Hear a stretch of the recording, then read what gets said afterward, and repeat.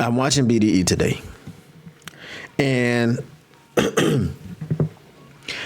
the segment was talking about, have people forgotten about Za'Darius Smith? What up though, TaylorMade? Yep, got that. No, I actually don't have it, and I don't have it on camera, and no one that I know is sitting around drinking 40s and smoking weed on camera. That's another story. But as I told you, it's about to go down. Okay. Listen, you're gonna have to wait for it, but when you see it, you're gonna know. But anyway, the situation was, have people forgotten about Za'Darius Smith? Have people forgotten about Za'Darius Smith? Mostly it was Neil Rule, and he broached the topic. And he was like, the people that have forgotten about Za'Darius Smith are the people that want to get the edge. You got to have an edge in the first round or the second round. You got to address it, this, that, and the third thing. No.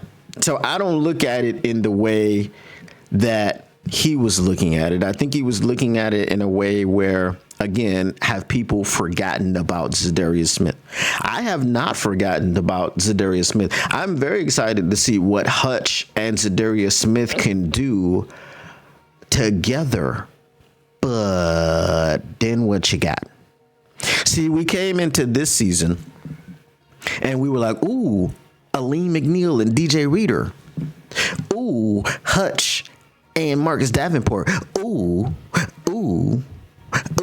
right? That's all we did. We just did a lot of oohing. And then there was some ahs. Ooh, ah. But then when Hutch went down, and then Marcus Davenport went, I'm sorry. Let me read it in the right order. When Marcus Davenport went down, and then when Hutch went down, and then Aleem McNeil went down, DJ Reader missed a game. Who you got? That's where I'm at with the situation. I haven't forgotten Za'Darius Smith at all. Za'Darius is under contract, 1 more year, $4 million cap hit, no guaranteed money. 1 more year is not the future.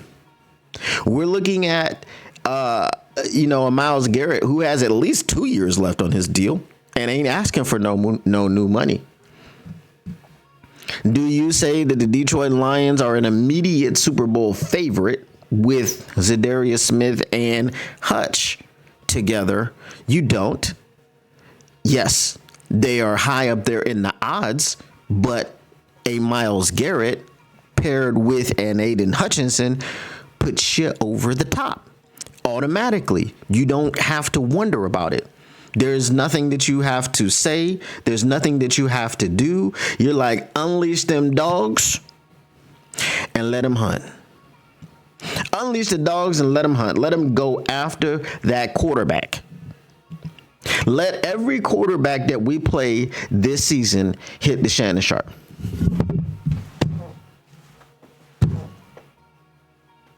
Y'all didn't even do nothing to make it fresh in there. Y'all just watch them do this. You got Hutch over there coming after me. You got Myles Garrett over there coming at. Y'all didn't do nothing to make it fresh in there. You ain't helped me. You didn't do anything, right? Nothing. That's all I'm saying. Like you didn't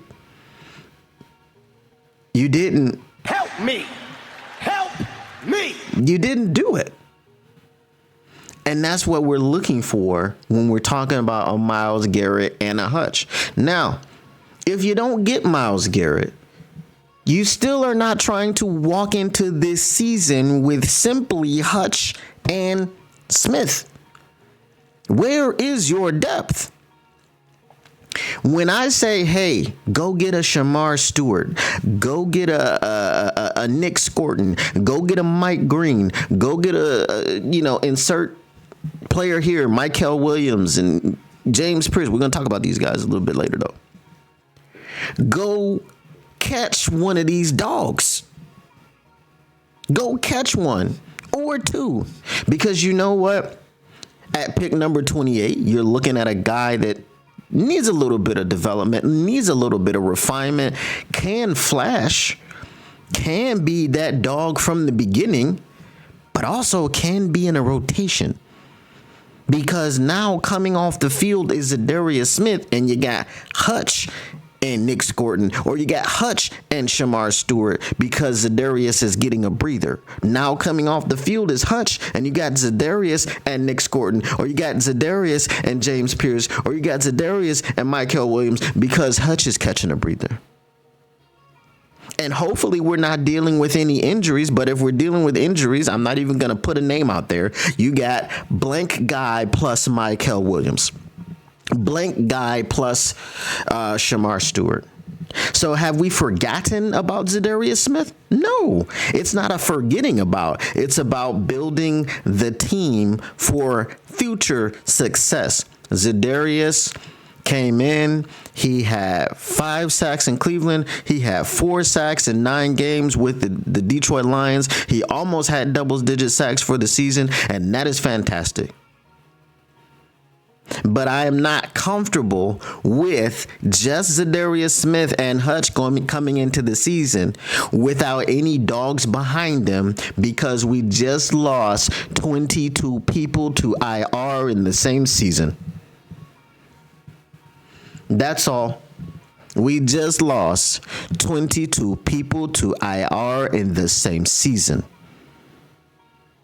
22 people to IR in the same season is the reason that we need to get spicy with the seasoning.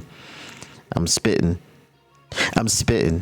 right? That's all. That's it. That is the thing. No one's trying to push Za'Darius Smith. Now, if you're one of those people that's trying to push Za'Darius Smith out of the door, like, we need to get one of these dogs because Za'Darius Smith isn't a dog and Za'Darius Smith sucks. And yeah, I don't know what to do with you. I can't help you at that point.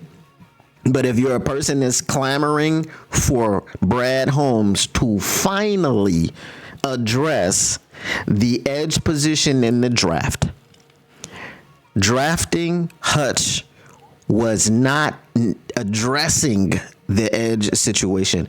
Drafting Hutch was made possible. This episode is brought to you by our sponsors, the Jacksonville Dumbasses. That's why you drafted Hutch. If you didn't draft him, were you gonna get Trayvon Walker, or were you gonna get Kayvon Thibodeau? What were you gonna do? They made it really easy for you. That's why Roger Goodell was like, hold on, T-Mobile, you're giving away too fast. Slow down. Hashtag, if you know, use the hashtag. That's why that happened, right? Hutch was a no-brainer. Okay, was Kayvon a no-brainer? Kayvon is very good. Is he going to have the same type of career that Hutch will? No one really believes that. He could. It's possible. Right? Neither one of them finished the season last year. So again, even if you had Tavon and Hutch was in Jacksonville where he should be, right? Thank you, Jacksonville, okay? Because that's where he should be, actually. But thank you for allowing us to draft the hometown kid, and y'all probably had a little soft spot in your hearts, and like, ooh, that's the hometown kid. He's right there. You know, Trayvon is just as good a player. Nah, not at all. But that's the point. No, we haven't forgotten about Za'Darius. We are simply asking for rotation, okay? Because even if, okay, just like you got Aleem McNeil, your starting defensive tackle. We're not even talking about the injury. He's your starting defensive tackle, and DJ Reader is your starting defensive tackle on the other side of him. Guess what you need? You need depth. You need rotational pieces. That's why you went out and got a Mekhi Wingo. That's why originally you got, a Levi Onwuzurike. You got Josh Pascal. And these are guys that haven't necessarily panned out the way that you want them to, because you got them in the second round. You're getting guys in the third round. Aleem McNeil was the outlier. He was the one that wasn't drafted in the first round, but he hit, right? So there haven't been like a whole lot of hits in Brad Holmes' career or tenure as the Detroit Lions general manager on the defensive line. Hutch was a given. Okay, once again, this episode is brought to you by our sponsors, the Jacksonville Dumbasses. Was it not clear enough? Let me do this again.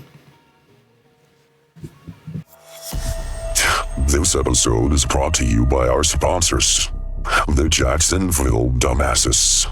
Thank you, Jacksonville, for allowing us to draft Hutch. All right, so is that clear? Okay. All right.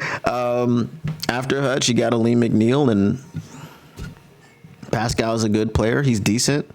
Levi Onwuzurike was decent when he got healthy finally. But outside of them, you got El-Quadin Muhammad, you got, as I said, Mitchell Good, and all these other players that haven't done much. El-Quadin Muhammad, I take my hat off to him because he has improved and improved and improved, and he's gotten better and better and better and better. But he was an acquisition that you made after all the injuries started happening. That's it. So the question is, have we forgotten about Za'Darius Smith? The answer is no. Very, very simply. And the final thing is, if you believe that Za'Darius is not going to do anything and he's not going to be formidable on the other side of Hutch, and you need to get someone to replace him before you even see them play any games, then I would have to ask you this question. You smoke crack, don't you? You smoke crack, don't you? Look at me, boy. Don't you smoke crack? That's just the question that I would be asking you. What up, though, Lions fans? It's your boy, Motor City Don P here. Listen, if you want to continue keeping your Lions news pragmatic, if you want to keep getting the stats and not none of that static, make sure you smash that like button. Make sure you subscribe. Make sure you share and let everybody know what's going on around here. And turn on your notifications, because how else would you know that we're up in here keeping your Lions news pragmatic? Appreciate you once again, and we are out. Peace.